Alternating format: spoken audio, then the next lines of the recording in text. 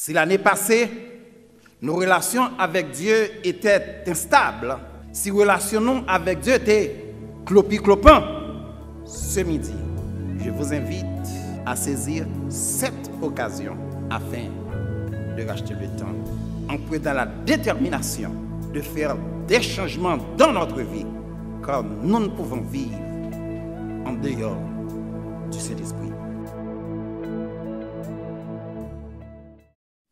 Chers et frères, chers amis, bonjour. Bon sabbat dans le Seigneur.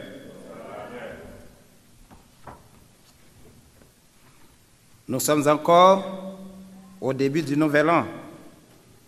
Nous sommes seulement au 8e jour de l'année 2022. Il n'est pas trop tard pour vous réitérer nos vœux les meilleurs pour cette nouvelle année 2022. Que le Seigneur vous garde, que le Seigneur vous accorde santé physique, santé spirituelle et économique, mais surtout qu'il conserve vos noms dans le livre de vie, de telle sorte que quand Jésus revient, eh bien, chacun de vous ici présent, nous sommes capables prêts pour nous acclamer et pour jouer avec lui les béatitudes sans fin. Donc, chers et frères, chers amis, bonne année dans le Seigneur. Aussi, nous voulons apporter les salutations du pasteur Mars, le pasteur de l'Église. Il était là avec nous aujourd'hui, mais il est empêché. Il n'est pas capable de présent en chair et en os, mais il adore avec nous à travers nos réseaux sociaux. Et puisque c'est lui qui devait nourrir ce matin le peuple de Dieu, il m'a demandé de le faire à sa place. Et j'en suis sûr que le Seigneur va m'utiliser juste comme un instrument afin de parler ou de communiquer à chacun de vous directement. Chers et frères, chers amis, nous comptons du fait qu'au présent, notre temple pour être capable d'adorer un esprit en vérité. Ou même qui souligne là aussi. Nous saluons et ces vœux-là sont adressés à vous aussi. Nous voulons remercier tous ceux qui prennent une part active au culte de ce matin. Merci aux chantres, merci aux musiciens et merci aussi à chacun de vous ici présents. Le titre du message pour ce midi, c'est « Racheter le temps ». Et les textes qui ont été lus, nous les trouvons dans Éphésiens, chapitre 5, versets 15 à 21. Mais qui me dit, non, en passant, maintenant, dans l'activité laïque, lorsque je m'attendais Elder Salnave, dans la minute d'activité laïque, je me dis, bon Dieu m'a entravé. Parce que Elder Salnave prêchait message que je supposé prêcher matin. Mais là, je jette un coup d'œil dans le message là au fond, il est complet, moi, je ne pas dit tout. Je dis qu'il est un petit calme pour moi. Et ça, qui était là, je vais le partager ensemble avec nous. Moi, invitez-nous à ouvrir la Bible, et nous allons lire ensemble, relire les textes qui ont été lus ce matin. Nous trouvons dans Éphésiens, chapitre 5, les versets 15 à 21.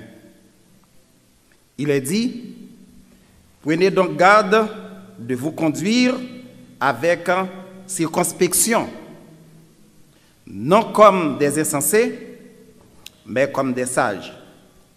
Rachetez le temps, car les jours sont mauvais. C'est pourquoi, ne soyez pas inconsidérés, mais comprenez quelle est la volonté du Seigneur. Ne vous enivrez pas de vin, c'est de la débauche. Soyez au contraire remplis de l'esprit. Entretenez-vous par les psaumes, par les hymnes et par les cantiques spirituels, chantant et célébrant de tout votre cœur les louanges du Seigneur.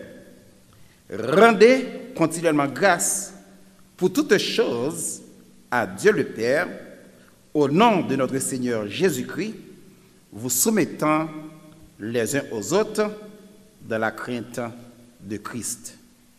Courbons la tête pour la prière. Papa, nous qui dans le ciel là, une fois de plus, nous sommes à tes pieds. Alors que nous allons parler en ton nom, de grâce, prends possession de notre être et parler directement à ton peuple et que tu es capable d'entendre et changement capable de porter dans la vie, et capable de préparer jusqu'à ce que tu viennes chercher en Jésus et pour la gloire de ton Saint-Nom. Amen. Mesdames, Messieurs, chers et frères, chers amis, nous trouvons dans le dictionnaire que le temps vient du latin tempus. Le mot tempus est la grandeur physique qui permet de mesurer la durée ou la séparation des choses modifiables, changeantes. C'est-à-dire la période qui découle entre l'état du système lorsque celui-ci présentait un état donné et le moment où le dit état subit une variation perceptible à l'observateur. Cette grandeur, dont l'unité basique est la seconde, permet d'ordonner les événements, phénomènes en séquence, afin d'établir un passé, un présent et un futur. Le temps file très vite, n'est-ce pas? Mais dans certaines situations, les secondes semblent être des heures. Qui te me dit, dans le texte que nous avons lu, dans la lecture que nous avons fait, nous sommes censés, dans le message là, utiliser simplement deux mots. Deux mots, ça y est, nous joignons exactement dans Éphésiens 15, verset 16. Côté où il parlait de racheter le temps quand les jours sont mauvais. Tout ratio, ce sont des explications qui viennent avec le texte là, qui pour montrer nous devons racheter le temps pour qui ça? Parce que les jours sont mauvais. Sœurs et frères, chers amis, nous vivons dans un monde qui est déchiré politiquement et socialement. Vous êtes d'accord avec moi? Côté que la guerre sévit entre les nations. Moun yo ap entre déchiré entre voisins. Mari ak madame pas capable entendre yo. Parents ak ti moun gen un problème. Le monde est sur son déclin et l'homme va vers sa destinée. Sœurs et frères, chers amis, qui te me disent, Dieu maintient encore son plan de salut pour chacun de nous ici présents. Dieu a confié une mission à son Église. Il voulait révéler par l'Église l'autorité à travers petit lit, le Seigneur Jésus-Christ. L'amour qu'il gagne pour les hommes, ça que nous joignons dans Éphésiens chapitre 1er, versets 22 et 23, où il dit, il a tout mis sous ses pieds et il l'a donné pour chef suprême à l'Église, qui est son corps, la plénitude de celui qui remplit tout en tous. Voici donc, chers et frères, chers amis, ce que nous devons garder présent à l'esprit pour pouvoir répondre à cette exhortation de l'apôtre Paul, à savoir, racheter le temps quand les jours sont mauvais. Mais pourquoi devons-nous racheter le temps? Les jours sont mauvais, chers et frères, chers amis. Le péché et le mal dominent ce monde déchu qui est opposé à Dieu et à ses enfants. Nous parlons d'accord avec moi, plus que jamais, Satan est à l'œuvre.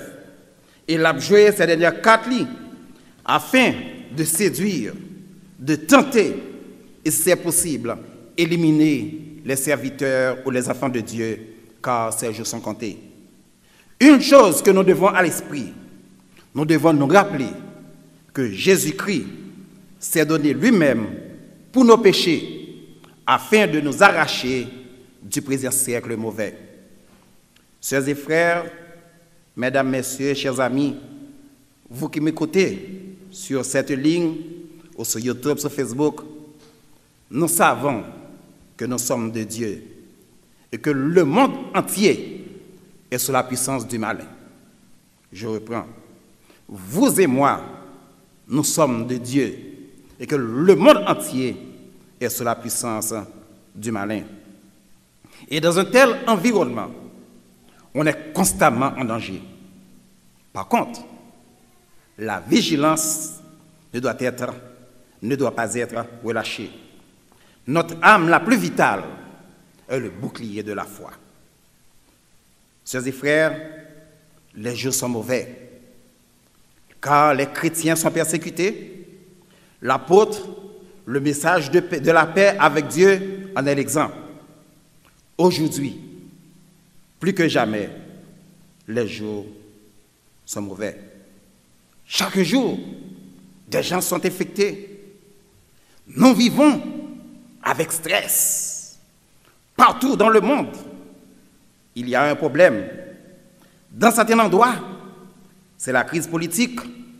Dans le monde entier, c'est Covid-19. Dans d'autres, c'est la persécution religieuse. Dans d'autres, c'est l'insécurité, le kidnapping. Qui peut me dire que les jours ne sont pas en réalité mauvais? La question que je me pose, est-ce que lorsque l'apôtre Paul t'a parlé avec Éphésiens dans chapitre 5, lorsqu'il dit « rachetez le temps car les jours sont mauvais », est-ce que c'est de ça qu'elle t'a parlé?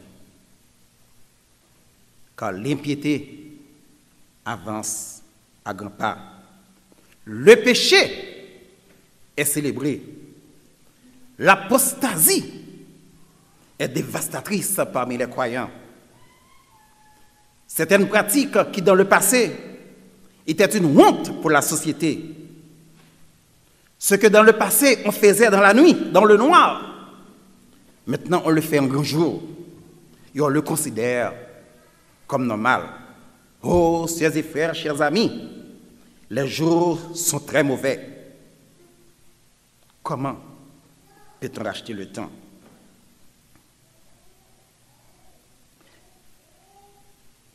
Dans le texte, il semble, quand l'apôtre Paul parle du temps, il ne s'agit pas de chronos, le temps qui passe, mais de préférence du temps kairos, à savoir l'occasion, le moment opportun, le rendez-vous. Donc, il s'agit d'utiliser au mieux les occasions de faire le bien. Sœurs et frères, racheter le temps doit commencer par la repentance, par rechercher le Saint-Esprit. Racheter le temps doit commencer par le moyen de la prière. Sœurs et frères, on prend du temps pour nous soigner relationnons avec le Seigneur. Si l'année passée, nos relations avec Dieu étaient instables, si relationnons avec Dieu étaient clopi-clopants, ce midi, je vous invite à saisir cette occasion afin de racheter le temps en prenant la détermination de faire des changements dans notre vie, car nous ne pouvons vivre en dehors du Saint-Esprit. Frères et sœurs, passer du temps avec le Seigneur dans la prière est toujours un gain de temps. Nous ne pas jamais perdre du temps lorsque nous consacrons des minutes pour que nous en contact avec bon Dieu. Jamais. Et je le répète, c'est toujours un gain de temps. Maintenant, nos rendez-vous quotidiens avec Dieu. Dans l'horaire, dans le calendrier, réservez quelques minutes pour nous passer avec le Seigneur. Pas prier bon Dieu seulement dans l'occasion. Joie 24 heures. Dans 24 heures, ça y est, réserver des minutes, réserver du temps pour nous communiquer, pour nous parler avec bon Dieu, pour nous rechercher le Saint-Esprit, car les jours sont mauvais. Faites en tout temps, par l'Esprit, toutes sortes de prières et de supplications. Veillez à cela avec une entière persévérance et priez pour tous les saints. Éphésiens 6, verset 18. En qualité de chrétiens, vous et moi, nous avons une mission, celle de faire connaître Jésus aux autres. J'ai une question pour vous. Est-ce que nous prenons du temps pour nous parler de Jésus à nos amis, à un ami, à un frère, à quelqu'un que nous côtoyons et qu'en maintes fois nous passons des temps ensemble avec, mais qui en réalité ne connaissent pas encore Jésus? Est-ce que nous jamais prendre du temps pour nous saisir l'occasion, ça y est, pour nous communiquer cette bonne nouvelle de l'Évangile aux perdus? Informez-vous que Jésus revient très bientôt, car il est dit, que servirait-il à un homme de gagner tout le monde s'il perdait? Est-ce que au cœur à Barout nam l'autre? Ou bien même ensemble avec nous juste égoïstes, nous juste penser à tête pas non, c'est nous pour sauver et affaires l'autre. C'est mission pas et c'est mission pas pour que nous allions prêcher aux autres, les communiquer comment Dieu est bon pour vous, comment bon pour nous, comment quelque part bon pour les autres aussi. C'est faire reconnaître que Jésus, pas longtemps venu, car il a préparé des places pour nous dans les lieux élevés. Et lorsque nous retournons, nous avons une possibilité pour nous jouer avec lui dans les lieux élevés, pour que nous abandonnions cette terre de misère, de calamité, côté où qui annonce nous partout que les jours sont mauvais. Combien de temps encore qu'il nous reste pour faire connaître Jésus aux autres? Nous connaissons? Bon, on va répondre. Nous connaissons combien de temps qu'il était nous encore? Sœurs et frères, nous aujourd'hui, nous ne pas connaître demain. Combien de gens qui ont passé de vie à trépas l'année dernière avec COVID-19? Combien continuent à mourir? On saisit le présent. On saisit cette occasion. Au même moment avec nous témoins si clairs que l'heure est avancée à l'horloge de Dieu. Lui montrent que le retour du Seigneur est proche. Car la Bible parle de guerre. La Bible parle de tremblement de terre. Il parlait d'une nation élevée contre une nation. Et un royaume contre un royaume. Et il y aura en divers lieux des famines et des tremblements de terre. Nous pas vivre, nous pas témoins. La Bible dit le déjà. Et il arrivait. Il dit tout ça, c'est un signe qui pour dire que Jésus est à la porte. C'est peut-être ça, frères et sœurs, vous qui m'écoutez, nous devons racheter le temps. Utilisons toutes les occasions possibles à faire de connaître Jésus aux autres, car c'est notre mission première.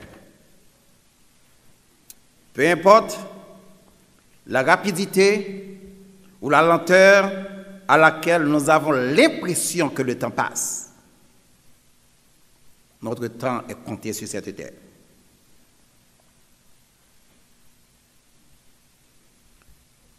De quelle manière ou utiliser temps? Puis est-ce qu'on n'est pas capable de bon temps? Seul Dieu, car c'est un cadeau que Dieu nous a fait. En utiliser tant que bon Dieu nous pour nous faire de bonnes œuvres pour lui-même. La nuit est avancée. Le jour est proche. En dépouillons donc des œuvres des ténèbres, en revêtons des âmes spirituelles, des âmes de la lumière, pour que nous soyons capables de faire connaître aux autres cette lumière, à savoir Jésus. Racheter le temps, on doit le comprendre comme une invitation pour que nous puissions faire le meilleur usage possible d'une ressource rare et précieuse qu'est le temps. Peu importe à quel point la demande est élevée, qui te me dit, le temps n'augmente jamais.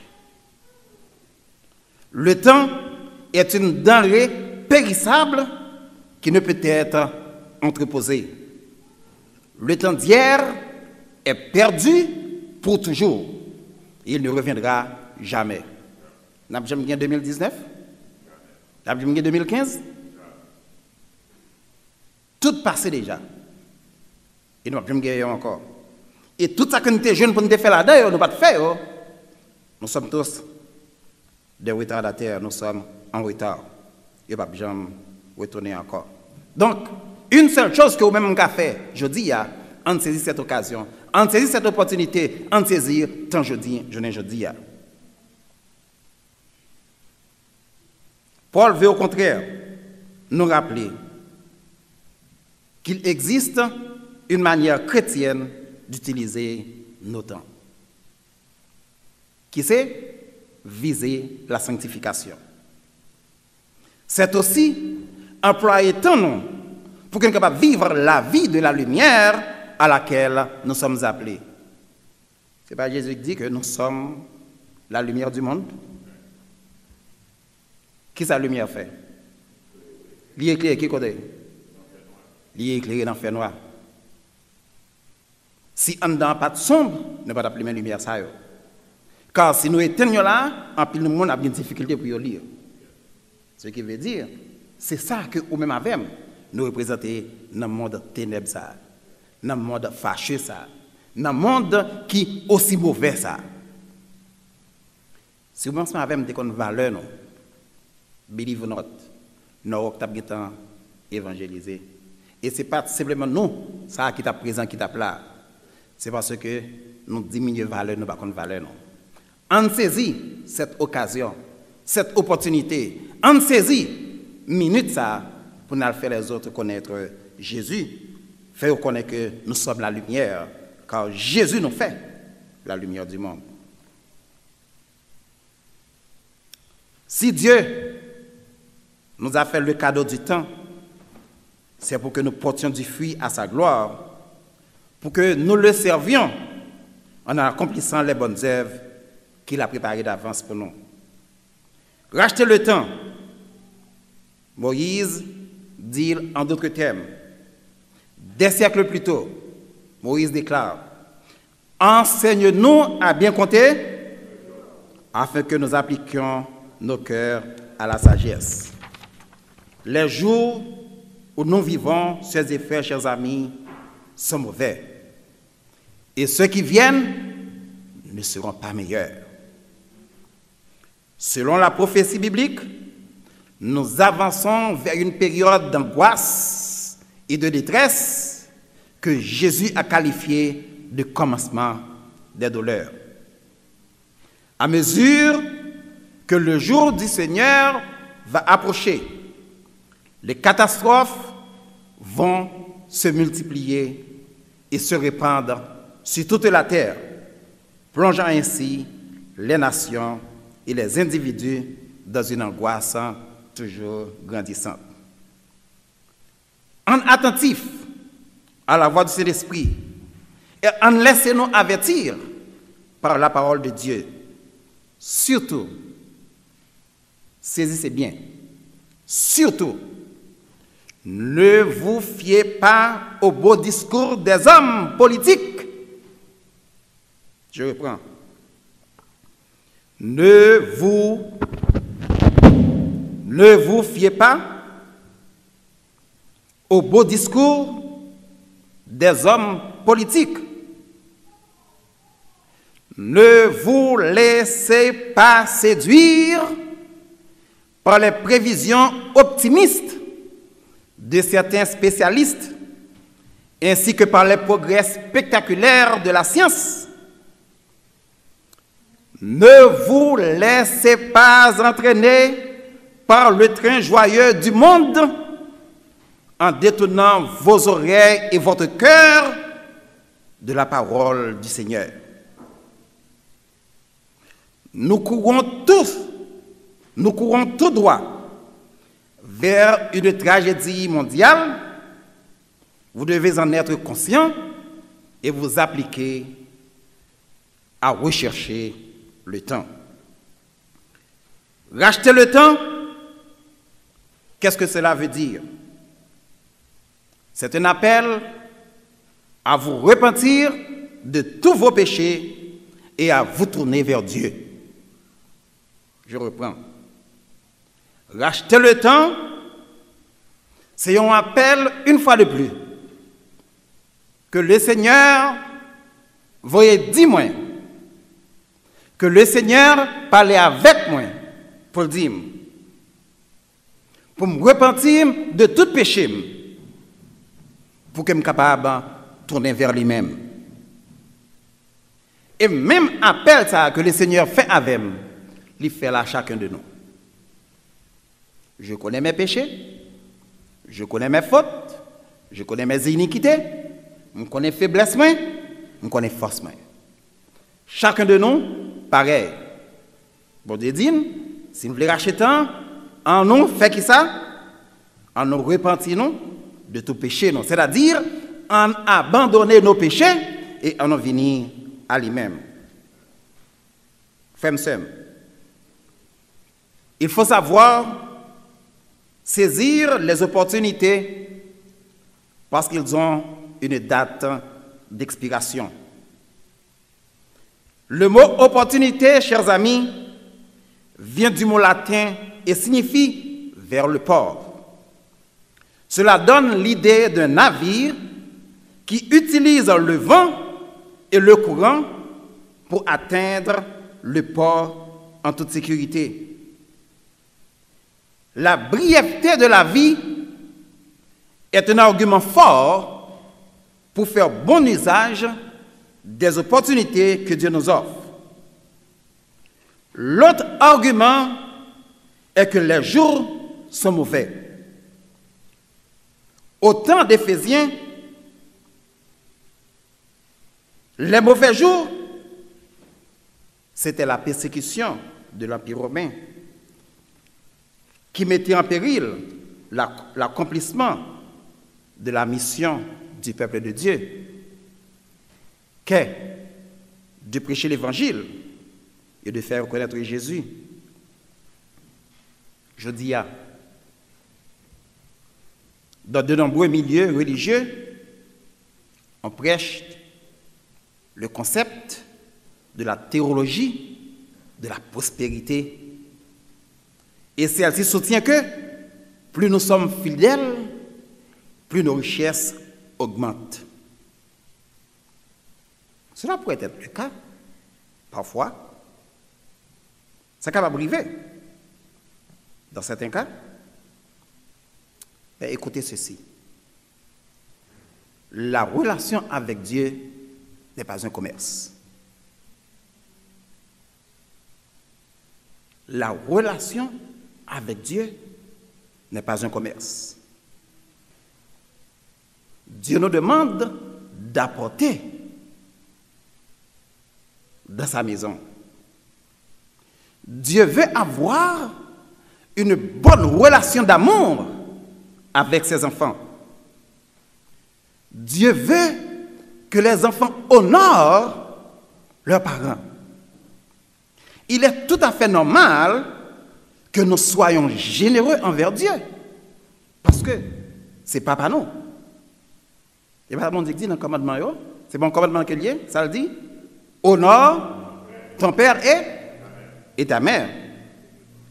S'il dit honore ton père et ta mère, ça veut dire que les enfants aussi ont des obligations et des redevances vis-à-vis des papas.